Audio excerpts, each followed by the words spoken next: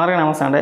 Comedy చేయాలంటే పొన్నవాళ్ళ తర్వాతనండి, మామూలు comedy కాదు. జబర్దస్త్లోకి వెళ్ళుంటే కనుక ఈ సుడిగాలి సుధీరు, ఇంకా ఎవరైతే జబర్దస్త్ ద్వారాగా ఫేమ్ వచ్చిందో, మంచి పేరు వచ్చిందో, వీళ్ళందరినీ కూడా పక్కకు గంటేసి పొన్నవాళ్ళు సుధాకర్ రెడ్డి నెంబర్ 1 ప్లేస్లో ఉంటాడు. ఒక ప్రెస్ మీట్ పెట్టాడు. ఆ ప్రెస్ మీట్లో వైసీపీ కార్యకర్తలను ఉద్దేశించి, మా కార్యకర్తలు పెద్ద వీరులు, ధీరులు, సూర్యులు అని చెప్పుకుంటూ ఒక డైలాగ్ చెప్పుకొచ్చాడు. పాత సినిమాల్లో డైలాగులు ఉంటాయి కదా, జాతస్య మరణ ధ్రువ అంటే ధ్రువం అంటే పుట్టినవాడు గిట్టక మాండవు. నాకు కూడా డైలాగ్ సరిగా రాదనుకోండి, అడ్జస్ట్ అయిపోండి. అంటే పొన్నవాళ్ళు సుధాకర్ రెడ్డి చెప్పేది నేను చెప్పే ప్రయత్నం చేశా, కానీ వినిపించేస్తా, అదే బెస్ట్. మాకు భయం అంటే తెలియదు, జాతస్య మరణం ధ్రువం మంచిది. ఆ సిద్ధాంతంతోనే పనిచేస్తున్నాం ప్రతి వైఎస్ఆర్ కాంగ్రెస్ కార్యకర్త. ప్రతి వైఎస్ఆర్ కాంగ్రెస్ పార్టీ కార్యకర్త ఈరోజు రాష్ట్రంలో జాతస్య మరణం ధ్రువం, పుట్టినవాడు గిట్టక మానడు, ఆ సిద్ధాంతంతో మేము పోరాడుతున్నాం. అలా అని చెప్పేసి మనం వేసేకూడదు. పుట్టినవాడు గిట్టక మానడు అని చెప్పేసి అని మన కార్యకర్తల్లో, మన నాయకుల్లో, లేదంటే మన కుటుంబ సభ్యులను, అదే బాబాయిని వేసినట్టు వేసేసి తెలుగుదేశం పార్టీ పైన లేదంటే ప్రభుత్వాల పైన తోసేయకూడదు. పైగా మళ్ళీ దానికి పెద్ద డైలాగ్ ఒకటి, జాతస్య మరణం ధ్రువం, పుట్టినవాడు గిట్టక మానడు. పుట్టినవాడు గిట్టక మానడు అందరికీ తెలిసిందే. అది మనం చెప్పేది ఏంటి అందులో? ఆ సిద్ధాంతాలతో ఎవడు పని చేస్తాడు ఇవాళ రేపు రాజకీయాల్లోనే? ఏమంటే ఎవడు పని చేస్తాడండి? అంటే మన ప్రాణాలు పోయినా పర్లేదు, జగన్మోహన్ రెడ్డి ముఖ్యమంత్రి అయిపోవాలని చెప్పి ఎవడని కోరుకుంటాడా? మరి వాళ్ళ కుటుంబ సభ్యులు ఏమండి, వాళ్ళ కార్యకర్తల కుటుంబ సభ్యులు సరే ఈ రెచ్చగొట్టే వ్యాఖ్యలు, ఈ ఉసుగొల్పే వ్యాఖ్యలు, మీరు ఉంటే ఉండండి పోతే పోండి జగన్మోహన్ రెడ్డి ముఖ్యమంత్రి అయిపోవాలి, ఇలాంటి పనికిమాల సులులేలాలు కొట్టమాకండి. అవి ఉంటే ఉంటారో పోతే పోయారు, జాతస్య మరణం ధ్రువం, చచ్చిపోయినా పర్వాలేదు, చచ్చిపోతారో అవసరమైతే, అదే సిద్ధాంతంతో ఆ సిద్ధాంతాలతో ఎవడో పని చేయకూడదండి, చాలా తప్పది. మనం పోయినా పర్వాలేదు, జగన్మోహన్ రెడ్డి ముఖ్యమంత్రి అయిపోవాలనో లేదంటే ఇంకొక నాయకుడు ముఖ్యమంత్రి అయిపోవాలనో మనం పని చేయకూడదు. మనకు మెయిన్ మన కుటుంబం, మన కుటుంబ సభ్యులు మనం పోషించుకుంటూ నీ ఇష్టం రాజకీయాలు తిరుగుతావో, రాజకీయాల గురించి మాట్లాడతావో, నీ అభిమాన నాయకుడికి ఓటేసుకుంటావో, లేదంటే నీ అభిమాన నాయకుడిని ఎవరైనా ఏమన్నా అంటే నువ్వు మాట్లాడతావో, విమర్శిస్తావో, కౌంటర్ ఇస్తావో, అది వేరే. చచ్చిపోతానికైనా సిద్ధమే, చంపేస్తానికైనా సిద్ధమే. పెద్ద వీరులు సినిమా చూపించేస్తారు. ఈ రెచ్చగొట్టే వ్యాఖ్యలే వద్దు అనేది. మన కార్యకర్తలు ఉసుగొల్పకూడదండి. ఇది వాళ్ళు చచ్చిపోయినా పర్వాలేదా? వాళ్ళు చచ్చిపోతారు రెడీయా? ఆ సిద్ధాంతాలతో వాళ్ళు పని చేస్తున్నారా? ఎవరయ్యా పని చేసి చూపించు. ఎవడంటున్నా ఈ సినిమా డైలాగులు, ఈ సొలు డైలాగులు చెప్పమంటే 100 డైలాగులు చెప్తాం. అది కాదు మనం చెప్పాల్సింది, మన కార్యకర్తలకు చెప్పాల్సింది అది కాదు. మనం రాజకీయంగా విమర్శించేటప్పుడు కుటుంబ సభ్యుల జోలికి వెళ్ళకుండా, ఏదైనా చంద్రబాబు నాయుడు గారిని విమర్శించాలనుకుంటే రాజకీయంగా నువ్వు ఎన్ని విమర్శలన్నా చెయ్యి, మీరు ఎంతన్నా మాట్లాడడం, కానీ కుటుంబ సభ్యుల జోలికి వెళ్ళమాకండి అని చెప్పాలి. అది చెప్పడం మానేశారు. ఉంటే ఉండండి, సత్య అవ్వండి, ఎవరిని చచ్చిపోమంటాడు. ఎందుకని కార్యకర్తలు అంటే నాయకులు కాదు. అంటే జగన్మోహన్ రెడ్డి చేయట్లేదు. ఇప్పుడు చెప్పుకొచ్చారు కదా, జాతస్య మరణం ధ్రువం అని చెప్పేసి అని. ఆ సిద్ధాంతంతో జగన్మోహన్ రెడ్డి, వైసీపీ నాయకులు, లేదంటే పొన్నవాళ్ళు సుధాకర్ రెడ్డి పని చేయట్లా, కార్యకర్తలు పనిచేయాలట. అంటే సత్యరు ఉంటే ఉన్నారు, ఆ సిద్ధాంతాలతో కార్యకర్తలు పనిచేయాలంట. అంటే ఎప్పటికప్పుడు ఇవాళ పుట్టినట్టు ఎప్పటికప్పుడు పోతాలే, ఆ పోయేదేదో ముందే జగన్మోహన్ రెడ్డి కూడా చచ్చిపోండి, మీరు చచ్చిపోతే శవయాత్రలు చేస్తాం, మేము మీ ఇంటికి వస్తాము, అక్కడ నవ్వుతో దండం పెట్టేసుకొని వెనకల్లా సీఎం అని చెప్పి నడిపించేసుకుంటాం మేము, మీరు చచ్చిపోయినా పర్వాలేదని చెప్పేసి నాకు డైలాగులే. ఇటు పైగా మీ కార్యకర్తలు సినిమా చూపించేస్తారు అందరికీ. రెచ్చగొట్టే ప్రయత్నమా? మీకు ఏమీ కాదు, మీరు ఇస్తున్నారు, మీరు మాట్లాడని చెప్పేసి నువ్వు ఆ ప్రెస్ మీట్లో చెప్తావా? అలా మాట్లాడాలందరూ ఇవాళ జైలులో మగ్గిపోవట్లేదా? బోరగాడు అనిల్ గడి పరిస్థితి ఏంటి? ఇంటూరు రవికిరణ్ గడి పరిస్థితి ఏంటి? ఆ వర రవీందర్ రెడ్డి గడి పరిస్థితి ఏంటి? పోసాని కృష్ణమురళి, వల్లభనేని వంశీ, ఇష్టానుసారంగా మాట్లాడిన వ్యక్తులంతా పరిస్థితి ఏమైంది వాళ్ళ? సరే, వల్లభనేని వంశీ, పోసాని కృష్ణమురళి అంటే 100 కోట్ల రూపాయలు సంపాదించుకున్నారు కాబట్టి వాళ్ళ లోపల ఉన్నా, జైల్లో ఉన్నా, పోయినా, ఉన్నా లేకపోయినా వాళ్ళ కుటుంబానికి కూర్చొని సమస్య లేదు, గడిచిపోతూ ఉంటుంది. ఆర్థికంగా పెద్ద ఇబ్బంది పడరు, ఎందుకంటే ఆర్థికంగా బలమైన కుటుంబాలు కాబట్టి.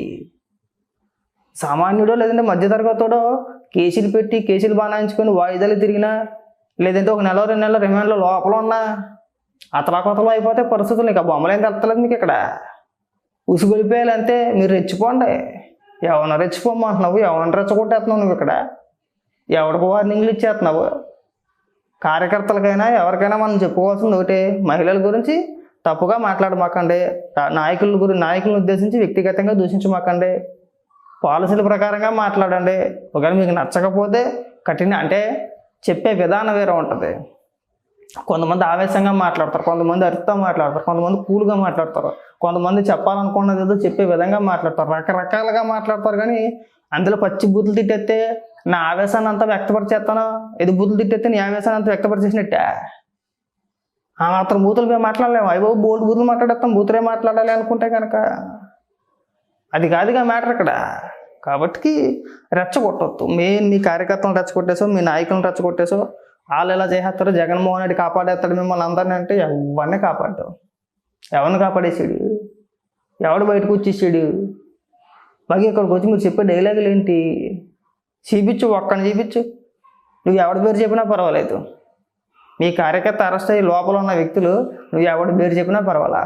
వాడు మాట్లాడిన వీడియోలో లేదంటే చేసిన పోస్ట్లో మహిళల గురించి ఏం మాట్లాడారో అన్నీ వివరంగా చూపిస్తా క్లియర్గా. ఉదాహరణకు బోరుగడ్డ అయితే మనం చూపించే అవసరం లేదు, బోరుగడ్డ వీడియోలో అయితే మనం చూపించే అవసరం. అలా కొడితే ఇలా వచ్చేస్తాయి. అది ఇంకంగా యాంగర్కున్న షర్ట్ తీసుకెళ్ళిపోతాను, చంపొచ్చేస్తాను. లేదంటే లేడీస్ అయితే కనుక రేప్ చేసేస్తాను. లేదంటే బండి కట్లకు వచ్చేస్తా, ఈడ్చుకొచ్చేస్తా, మీ ఇంట్లోకి వస్తాను, మీ బెడ్రూమ్లోకి కూర్చుంటాను, డామ్ డూన్ డక్కర్ అంత పెద్ద మొగోడాడు. అలాగే కదా రెచ్చగొట్టేసింది మనం. నాయకులు అంతే, కార్యకర్తలు అంతే. ఇవాళ కేసులు పడితే ఎందుకు పడరండి? ఒక భయం అంటూ ఉండాలిగా. లేదు, అందరికీ మద్దతు ఇచ్చుకుంటూ వెళ్ళిపోయారు అనుకోండి, ఇవాళ వైసీపీ కార్యకర్తలు అయ్యారు, రేపు పొద్దున్న మేము కూడా అవుతాం. వాళ్ళని బూతులు తిట్టారు, వాళ్ళకి ఏమైందిలే, మా అయితే అరెస్ట్ చేశారు, 2 రోజుల్లో మళ్ళీ బయటకు వచ్చేసారు అనే ధీమా మాకు వచ్చిందనుకో, వాళ్ళు మాట్లాడే బూతులు మేము కూడా మాట్లాడతాం కదా. గుర్తుపెట్టుకో బాగా. మీరు ఏదైతే వైసీపీ కార్యకర్తలు చంద్రబాబు నాయుడు గారిని ఉద్దేశించి బూతులు తిట్టారో సేమ్ బూతులు మేము మాట్లాడితే చాలా చండాలంగా, చాలా దరిద్రంగా ఉంటుంది. అది మనం ఊహించుకోవాలన్నమాట. అది తలుచుకుంటే చాలా చిరాగ్గా ఉంటుంది. కాబట్టి ఏంటంటే తప్పు చేసినట్టే ఉండాలి. దాన్ని మనం సమర్థించకూడదు. అబ్బాయి నువ్వు గతంలో మాట్లాడవు అబ్బాయి, చాలా తప్పు, మా పార్టీ కార్యకర్త కాబట్టి ఏదో రకంగా తీసుకొచ్చే ప్రయత్నం చేస్తాం అంతవరకే. కానీ ప్రెస్ మీట్లు పెట్టి అధిక ఉపన్యాసాలు 10 మందికి పాఠాలు చెప్పేసి, పైగా ఒక సామెత లాంటి డైలాగ్ చెప్పేసి, జాతస్య మరణం ధ్రువం, మా వాళ్ళు చంపేస్తాను కానీ చచ్చిపోతాను కానీ సిద్ధం, పుట్టినవాడు గిట్టక మానడు, ఇలాంటి డైలాగులు కొడితే అత్యవహారం మాటల కింద ఉంటాయి, చండాలంగా ఉంటాయి. మీరు చేసేయండి ఆ పనులన్నీ. అంటే మీరు ఆ సిద్ధాంతంతో పనిచేస్తే బ్రహ్మాండంగా ఉంటుంది. కార్యకర్తలను తీసుకురామకండి. కార్యకర్తలు ఏ పార్టీ కార్యకర్తలైనా కార్యకర్తలే, సామాన్యులు. కార్యకర్తలు అంటే ఏంటి? మీ మీద అభిమానంతో మీ జెండా పట్టుకొని తిరుగుతారు అంతే. మీలాగా డబ్బు ఉన్న వ్యక్తులు అయితే కాదు కదా. డైలాగులు చెప్పుకొచ్చేస్తున్నారు, జాతస్య మరణం ధ్రువం, మీరు చచ్చిపోండి, చంపేస్తానికన్నా సిద్ధమే, అదే సిద్ధాంతంతో పని చెయ్యరు. ఎవరు చేయమాకండి. ఒకవేళ అలా చెప్పినాగా చేయమాకండి. మీ కుటుంబాలు రోడ్డును పడిపోతాయి. ఆ సిద్ధాంతాలతో ఎవడ పని చేసినా సరే వాళ్ళ కుటుంబాలు రోడ్డును పడిపోతాయి. అదే గొప్ప ఏదో 4 డైలాగులు చెప్పే కానీ పొంగిపోతాను, మళ్ళీ 1-4 సార్లు చెప్పేస్తున్నాడు అదే డైలాగ్. ఆ సినిమా డైలాగ్ ఏదైతే ఉందో ఒకసారి చెప్పాడు, ఫ్లో బాగుంది, 2సారి చెప్పాడు, అవ ఇంకా బాగా వచ్చింది, 3సారి కూడా చెప్పించాడు అదే డైలాగ్, ఫ్లో బాగుందని చెప్పేసాను. మన డైలాగ్ చెప్పతానే బాగుందనో, చుట్టుపక్కల 4 సపర్లు కొట్టేస్తున్నారని చెప్పేసి నువ్వు ఉసుగొలిపేసి డైలాగ్ కొట్టకూడదు. అయితే చచ్చిపోతారట, పుట్టినవాడు గిట్టక మాండని చెప్పేసి నా సిద్ధాంతాలతో పనిచేస్తారా? ఎవడే అసలు ఎలాగయ్యా నువ్వు లాయర్ పోయి, అంత పెద్ద లాయర్ ఎలా అయ్యో నాకు అర్థం కావట్లే. సిగ్గు అనిపించట్లే కొద్దిగా కూడా. కనీసం మనం మాట్లాడితే 10 మంది నవ్వుతారని ఇంగిత జ్ఞానం లేకపోతే ఎలాగండి? నువ్వు వాదించిన కేసు ఏదైనా సరే, ఏ కేసులో అయినా సరే, వల్లభనేని వంశీ కావచ్చు, లేదంటే ఆ పోసాని కృష్ణమూర్తి కావచ్చు, నీ ముఖం చూస్తే బెయిల్ ముందు కేసులో బలాబలగం తర్వాత బలం ఉందా లేదని తర్వాత పక్కన పెట్టేస్తే, నీవు మాట్లాడే తీరు, నీ ముఖం చూస్తేనే బెయిల్ ఎవరు, ఇచ్చే బెయిల్ కూడా ఎవరు రా, ఎందుకులా టైం వేస్ట్, రిమాండ్ చేసి ఇంటికి పోతే అయిపోద్ది అనుకుంటారా? ఆ స్టేజ్ ఆ పేరు సంపాదించేసుకున్నావు నువ్వు. కాబట్టి ఏంటంటే ఈ అనవసరమైన మాటలు మాట్లాడు మాకు.